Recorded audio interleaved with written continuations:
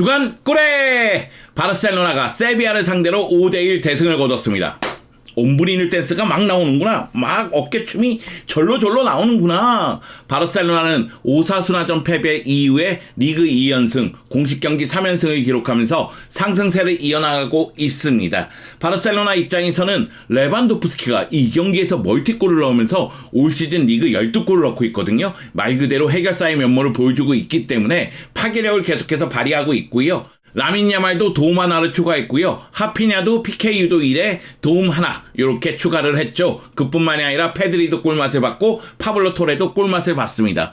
어찌 아니 좋아할 수가 있겠습니까? 너무 행복합니다. I'm so happy. 네, 물론 10라운드에서 레알 마드리드는 셀타비고에게 2대1로 승리를 거뒀고요. 아틀레티코 마드리드는 레가네스에게 3대1로 승리를 거뒀습니다. 그래서 레알 마드리드와 아틀레티코 마드리드는 무패 가도를 계속 달리면서 바르셀로나를 추격하고 있는데요. 바르셀로나는 라리가 10라운드까지 9승 1패, 승점 27점으로 계속해서 1위를 유지하고 있습니다. 세비야 피미엔타 감독이 지붕 잡고 그리고 세대 교체를 단행했기 때문에 시즌 초반에 어려움을 겪을 수밖에 없어요. 하지만은 세비야 더비에서 승리를 거두면서 최근 5경기에서 3승을 챙기면서 나름대로 정상 궤도에 오른 모습을 보여줬지만은 바르셀로나전에서는 수비가 무너지면서 결국 대패를 피할 수는 없었습니다. 자, 이 경기 한번 돌아볼까요? 돌아봐야죠. 왜냐하면 바르셀로나가 대승을 거뒀기 때문이죠. 함께 가시죠. 렛츠고! 자, 이 경기 결과부터 살펴볼까요? 이 경기에서 레반도프스키가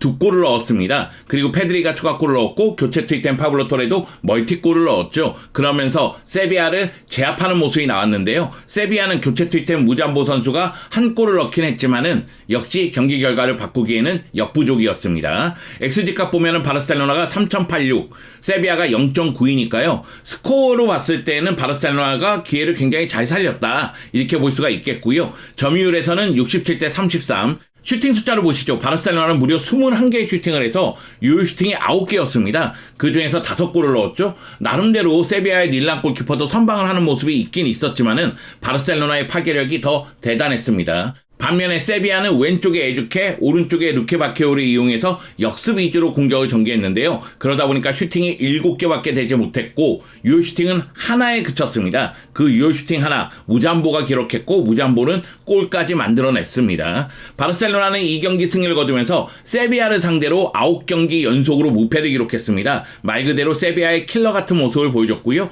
그리고 최근 리그에서 오사수나전 패배 이후 2연승을 달리면서 계속해서 라리가 1위 자리를 지키고 있습니다. 반면에 세비야 같은 경우에는 최근 좋은 분위기였지만은 바르셀로나를 상대로 1대5로 대패를 당했기 때문에 다음 경기에서 분위기를 바꿔야 될 것으로 보입니다. 솔직히 바르셀로나 입장에서는 이 경기는 의미하는 바가 매우 큽니다. A매치 이후의 경기이고 바르셀로나가 또다시 파괴력을 발휘했다는 점도 의미하는 바가 매우 큰데요. 그 외에도 줄큰데의 100번째 경기였고요. 부상이었던 페르민, 가비가 돌아와서 교체 출전했습니다. 그리고 다니 올모도 부상에서 돌아와서 벤치에 앉아 있었죠. 그렇기 때문에 부상 선수들이 하나 둘씩 돌아온다는 점에서도 의미하는 바가 매우 크다고 보면 되겠습니다. 물론 바르셀로나는 여전히 부상 선수들이 많습니다. 베르날, 테어슈테겐, 아라우오, 크리스텐센 등 부상 선수가 상당히 많고요. 페란 토레스라든가 에릭 가시아도 몸 상태가 좋지 않은 상태죠. 그럼 경기 내용을 살펴볼까요? 제가 경기 전에 봤었던 선발 명단에는 에릭 가르시아가 수비형 미드필더로 선발 출전한다고 발표가 됐었습니다. 근데 에릭 가르시아가 몸을 푸는 과정에서 몸 상태가 좋지 않았던 것으로 보여요. 그러다 보니까 페드리가 중앙에서 한 단계 내려와서 3선에 위치하고 하피냐가 중앙에 배치가 되면서 안수 파티가 왼쪽 윙포워드로 기용이 됐습니다. 수비 라인에서는 많은 팬들이 슈체스니 보고 싶다 이런 이야기를 했는데 이 경기하고 바이에른 뮌헨전까지는 이냐키 페냐가 선발 출전할 것이라고 한지 플릭 감독이 발표를 했고요. 이 경기에서 이냐키 페냐가 선발 출전을 했습니다. 그러면서 골문을 지키는 모습이 나왔고 수비 라인에 발데, 이니고, 쿠바르시, 쿤데는 큰 변화는 없고요. 3선에서 페드리, 카사도 너무나 잘해주더라고요. 특히 카사도 같은 경우에는 중요한 순간마다 앞쪽에서 압박하면서 상대 공격 지연시키고 볼을 탈취하는 능력을 보여줬고요. 페드리는 하프 스페이스로 들어가면서 계속해서 공격적인 모습을 보여줬습니다. 그리고 이 경기의 주인공은 레반도프스키와 하피냐라고 생각을 해요. 레반도프스키가 중요한 순간마다 골을 넣어주면서 경기를 쉽게 쉽게 풀 수가 있었고요. 하피냐가 볼이 없을 때 움직임이 너무 좋다 보니까 뒷공간으로 들어가면서 페널티킥도 만들어내고 도움도 기록하는 모습이 있었습니다. 하피냐가 페널티킥을 만들어냈기 때문에 바르셀로나는 레반도프스키의 PK골로 일찌감치 기선제압에 성공을 했고요. 그 다음부터는 계속해서 골을 넣는 힘을 발휘하는 모습이 나왔습니다. 오른쪽에 라민 야말 잘하죠. 그런데 슈팅에서 좀 아쉬운 장면들은 몇 차례 있었어요. 물론 놀라운 슈팅도 한 차례 보여줬습니다. 눈치 없는 윌란이 그걸 막을 줄이야. 걔는 눈치가 너무 없더라. 그런 멋진 슈팅을 한번 쓱 하고 놓쳐줘야지. 응? 여튼 라민 야말도 도움 하나를 기록했죠. 아쉬웠던 건 안수파티예요. 왜냐하면 라민 야말이 오른쪽에서 넓게 펼쳐져서 볼을 잡고 볼을 끌고 들어오면서 실질적인 플레이메이커 역할을 했고요. 그 가운데 페드리가 올라오면서 공격 지원을 했습니다. 중앙에 있었던 하피냐는 오른쪽 하프 스페이스로 많이 들어갔고요. 왼쪽 하프 스페이스로는 안수파티가 들어오고 발데가 올라왔었거든요. 그러면 왼쪽에서 발데가 직선적인 플레이를 할 때 상대 수비가 더블 마크가 가면은 안수파티가 빠지면서 도와줘야 되는데 이런 전술적인 움직임이 좀 아쉬웠어요.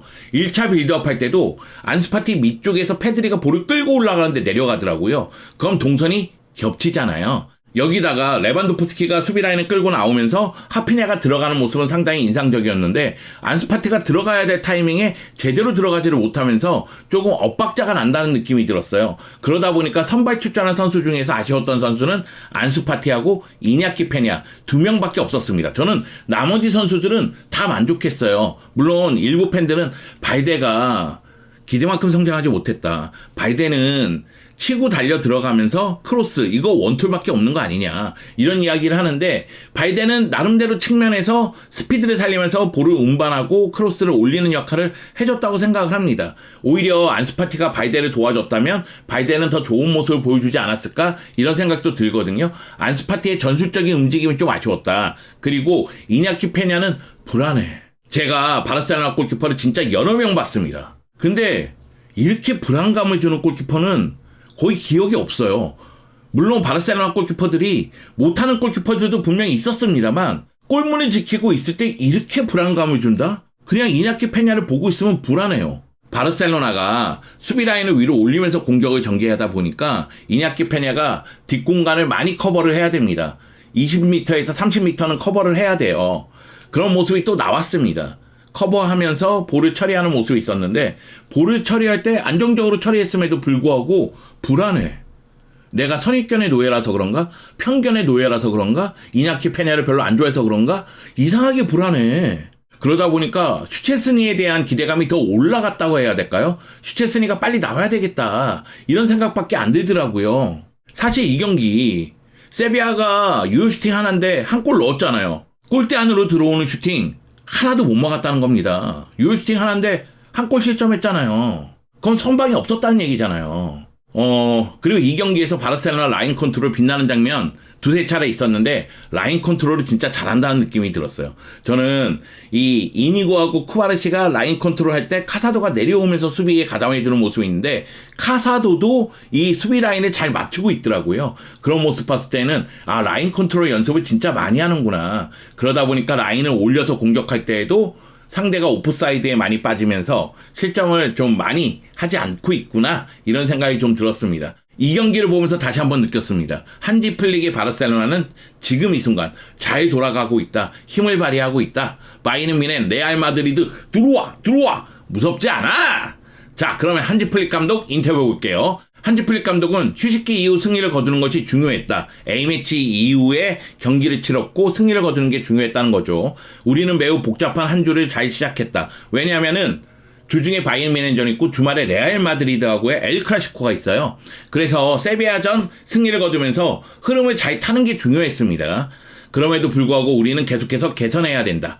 안 좋게 돌아간 부분들이 있죠. 또 실점하지 않을 수 있었는데 한 골을 내준 점도 좀 아쉬웠습니다. 우리는 매우 좋은 전반전을 치렀다. 3골을 넣고 나면 기분이 좋아지는데 멈추면 상대에게 옵션을 주기 때문에 계속해서 나아가야 된다. 사실 3대0 만들고 나서 약간 주춤하긴 했어요. 3대0이라는 스코어는 만족감을 줄 수가 있기 때문에 약간 주춤하는 느낌은 있었거든요. 아마 그 부분에 대해서 지적하는 것 같습니다.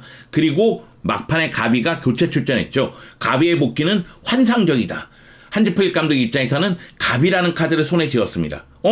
페르민이 있네? 다니 올모도 있네? 그러면 한지 플릭 감독이 쓸 수 있는 전술은 굉장히 많아진다는 거죠. 이런 의미에서 한지 플릭 감독은 행복감을 느꼈을 거라고 생각을 합니다. 자, 이 경기 MVP는 레반도프스키입니다. 레반도프스키도 엄청났죠. 66분 출전해서 2골을 넣었습니다. 하피냐가 얻어낸 PK를 마무리 지으면서 선제골을 기록했고요. 그리고 하피냐가 슈팅을 때렸던 것 같은데 골문 앞쪽에서 방향을 바꿔놓으면서 팀의 세 번째 골, 그리고 이 경기에서의 멀티골을 완성하게 됩니다.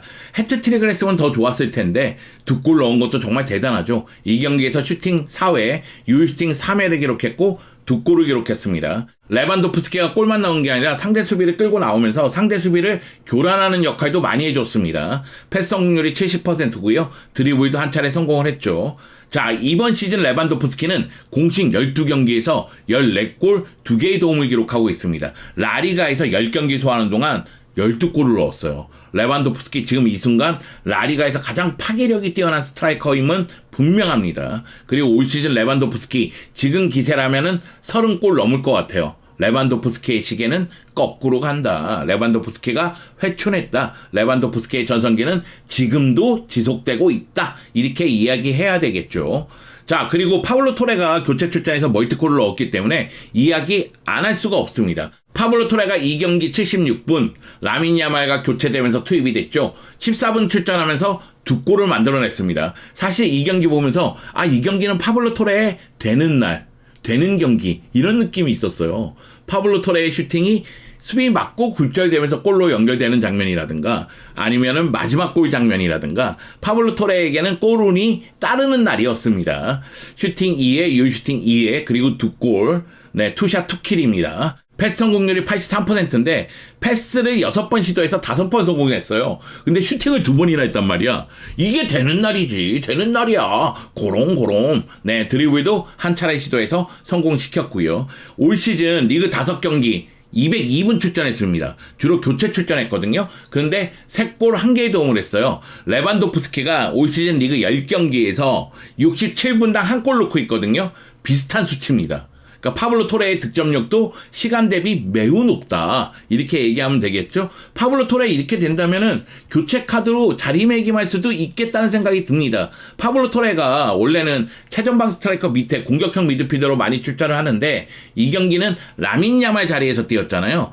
그 점을 좀 고려했을 때는 파블로 토레를 라민 야말 자리에서 교체 자원으로 활용하는 것도 나쁜 선택은 아닌 듯 보입니다. 왜냐하면은 파블로 토레가 중앙 쪽에서 계속 교체 출전하기에는 이 자리에 대한 경쟁이 너무 치열해요. 다니 올모, 페르민, 가비 부산에서 돌아왔잖아요. 그럼 이 자리 놓고 또 경쟁할 것이 분명하거든요. 그렇기 때문에 파블로 토레를 오른쪽에 활용한 건 나쁘지 않겠다는 생각이 들었어요. 최전방은 안수파티라든가 페란이라든가 파우빅토르가 있고요. 왼쪽 같은 경우에도 안수파티라든가 페란이라든가 파우빅토르가 그래, 파우빅토르는 그렇다 쳐. 파우빅토르는 프리시즌에 매우 잘했고 아직까지 경험을 쌓아야 되니까 안수파티랑 페란 분발하자. 자, 가비가 복귀했습니다. 7분 출전했죠. 패스를 8번 시도해서 8번 모두 성공시켰고요. 7분 동안 키패스를 한 차례 했습니다. 이게 가비죠. 이게 가비입니다. 페드리가 나가면서 가비가 들어올 때 주장 완장을 페드리가 가비에게 줬잖아요. 경기 시작할 때는 하피냐였는데 하피냐가 주장 완장을 페드리에게 주고 교체 아웃됐고 페드리가 교체 아웃될 때는 가비에게 주는 모습이 있었습니다. 그래서 가비가 부상 복귀전에서 주장 완장을 차고 뛰었는데 가비는 가비입니다. 7분 뛰었어도 보여. 이 선수의 능력이. 그 정도입니다. 335일 만에 복귀를 했어요. 스페인 대표팀에서 유로 2024 예선 조지아전 큰 부상을 당했죠. 그래서 335일 만에 복귀를 했습니다. 가비가 경기 끝나고 나서 이 순간을 꿈꿔왔다. 도와준 동료들에게 감사하다. 경기를 밖에서 지켜보는 거는 정말 힘들다. 뛰고 싶었다는 얘기죠. 매 순간 즐기고 소중히 여겨야 한다는 것을 배웠다. 모든 팬과 동료들의 사랑을 받으며 오늘 여기에 있는 것은 매우 행운이다라고 이야기했습니다. 가비가 돌아왔다는 건 바르셀로나의 미드필드가 더 강해졌다는 이야기입니다. 자, 바르셀로나 입장에서는 지금 이 순간 행복합니다. 잘 돌아가고 있어요. 행복셀로나예요. 하지만 다가오는 경기들이 만만치 않습니다. 일단 주중에 바이에른 뮌헨을 상대해야 됩니다. 바이에른 뮌헨 무섭잖아요. 우리가 바이에른 뮌헨에게 당한 수모가 난 잊지 않고 있다. 네, 콤파니 감독의 바이에른 뮌헨과 대결을 펼쳐야 되고요. 주말에는 레알 마드리드하고의 엘 클라시코가 있습니다. 사실 레알 마드리드는 시스템적으로 지난 시즌보다는 좀 아쉬움은 있어요. 그런데 레알 마드리드는 어려운 경기에서 이기는 힘이 정말 뛰어납니다. 이번 라운드 셀타비고전 위기가 되게 많았어요. 그럼에도 불구하고 음바페의 그 오른발 감차, 비니시우스의 침투 마무리, 이야, 그렇기 때문에 엘 클라시코는 바르셀로나 입장에서 항상 어려운 경기임이 분명합니다. 바이에른 뮌헨전, 레알 마드리드전 굉장히 어렵기 때문에 이번 주를 정말 잘 보내야 됩니다. 그리고 나서 카탈로니아 더비, 에스파뇰전 치르고요. 츠베즈 대하고의 챔피언스 리그 경기를 치릅니다. 그리고 또 소시에다드전이 있기 때문에 말 그대로 지옥의 일정이라고 할 수가 있죠. 하지만 이 지옥의 일정을 사뿐 가볍게 넘어가면 그 다음부터는 바르셀로나는 끊임없이 전진할 수가 있습니다. 이 위기만 잘 넘기면 됩니다. 바르셀로나 이런 상황에서 부상 선수들까지 돌아왔기 때문에, 그리고 팀의 흐름이 좋고 지금은 하나의 원팀 느낌이 나기 때문에 이 위기 상황을 잘 넘겼으면 좋겠습니다. 바르셀로나 입장에서는 이 고비 상황만 잘 넘기면 그러면 파죽지세의 모습을 보여줄 수가 있어요. 앞으로 계속 나아갈 수가 있습니다. 이 고비만 잘 넘기면 됩니다. 사실 바르셀로나 경기 한 경기씩 리뷰를 하면서 주간꾸레를 하고 있는데 지난 시즌 정말 힘들었어요. 내가 이걸 왜 하고 있나? 내가 왜 이거 대책임질 해야 되나? 이 패배에 대해서 내가 무슨 얘기를 해야 되나? 전술적으로 할 얘기가 있는 경기인가 이게? 이런 생각이 들었는데 이번 시즌은 매 경기 끝나고 나서 이렇게 주간꾸레 할 때마다 어깨춤을 추고 있죠? 보입니까? 네, 그 정도로 기분이 좋습니다. 한지 플릭 감독에게 감사함을 표합니다. 바이에른 뮌헨과 레알 마드리드까지 잡아준다면 전 한지 플릭 감독을 숭배하겠습니다. 네, 다가오는 이 두 경기 잘 치르길 바라겠습니다. 바르셀로나 화이팅!